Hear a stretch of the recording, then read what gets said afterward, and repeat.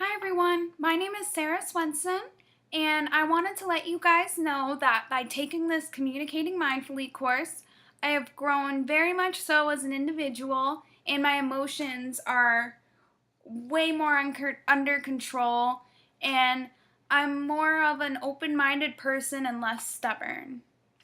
Before I took this course, I was very adamant about not changing my ways and living my own life and doing what I want to do. I have taken the time to take this course, do the meditations, read the different stories and outlooks, and practice some of the EI abilities. And my topic today of my speech is going to be how I've grown as an individual by taking this course. I was looking at the EI abilities, and one of the first ones I noticed was the ability to identify emotion in one's physical states, feelings, and thoughts. And I know that before I took this course, I was very prone to just jump to conclusions about how I'm perceiving how someone is feeling instead of taking the time to break it down and figure out what is causing that emotion. The second EI ability I noticed that I have grown a lot more into is emotional states differentially encourage specific problem approaches, such as when happiness facilitates inductive reasoning and creativity. I believe that before I took this course, I looked at happiness as an object, and by taking this class, I know that you need to find happiness in small things, and by practicing meditation, you allow your mind to become more calm and allow all the calmness in.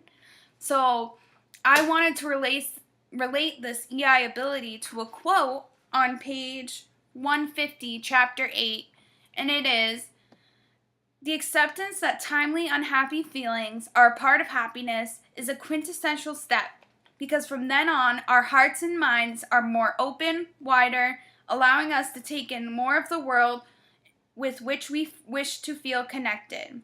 By Andrea Pollard.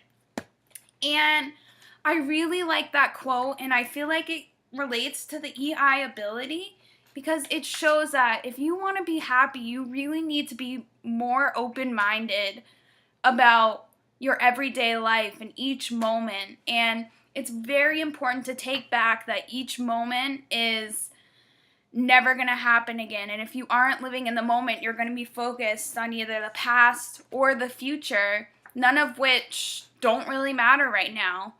Every moment you are living, you are never going to get back. And if you practice that in your everyday life, you may be more appreciative for how your life is, and it may make you slow down and realize that, wow, if I want to be happy, I should appreciate the small things. And I also really like that the quote is, you need to accept unhappy feelings also, because if you don't, the happy ones will never be there. And I just think that's so important, because if you don't try and find happiness, it will never be present. And I'm relating that to the last EI ability that I really liked, which was ability to stay open to feelings, both those that are pleasant and those that are unpleasant. I understand that in life, there's going to be the good times and the bad times. It's all about balance, and hopefully those good times outweigh the bad times in the moment. And if you aren't being mindful in the moment and taking everything as it goes, you're not going to get very far, and you're just going to continue to be unhappy, closed-minded, stubborn, and not appreciative for what is around you. I was looking back at my application journal 1 from the beginning of this course, and I was comparing it to my last application journal. And the first one, I was very tough on myself about my emotions and how I perceived others.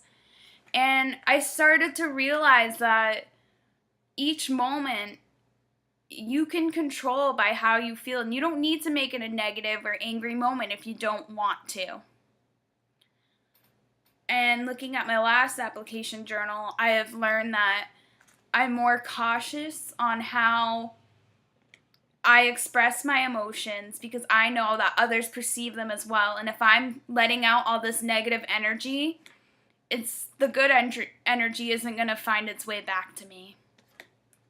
In conclusion, I want you guys to know that if you take the time to be mindful and meditate and practice being kind and letting out kindness into the world, it will come back to you.